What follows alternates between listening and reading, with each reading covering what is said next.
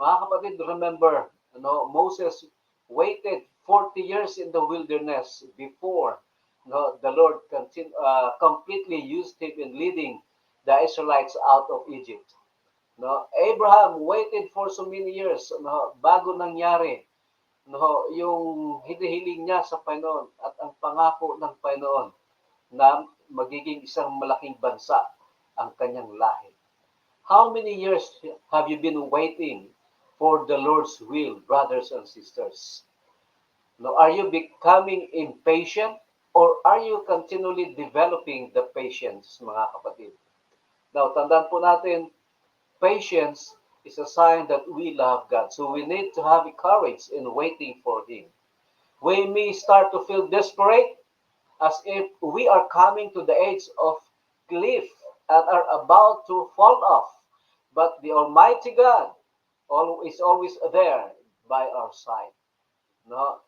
Maring hindi mo nadarama ang palad ng Diyos Ama, pero hindi po siya lumalayo sa inyo.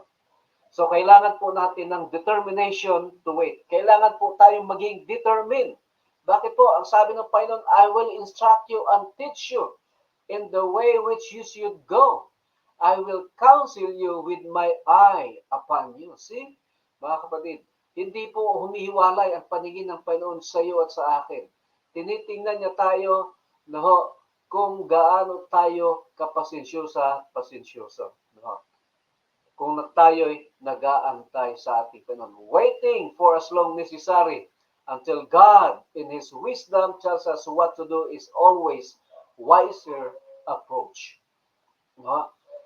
Mas matatalino daw po ang mga tao na patuloy na naghihintay sa ating Panginoon at sa Kanyang instruction kaysa kung hindi tayo natutong maghintay, mga kapatid.